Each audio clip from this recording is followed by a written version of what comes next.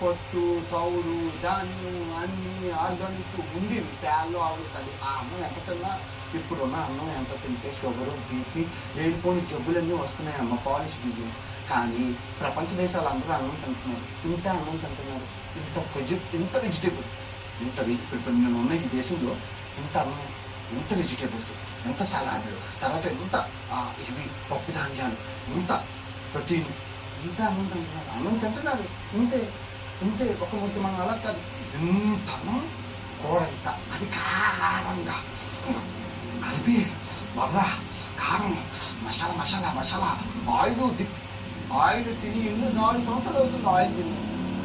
మనం సలసల కాగే నూనెలు, కరివేపాకు బజ్జీలు, పచ్చిమిరపకాయ బజ్జీలు, పానీ పూరీలు, లస్కురోలీలు, అన్నీ సలసల కాగే నూనెలు తీసి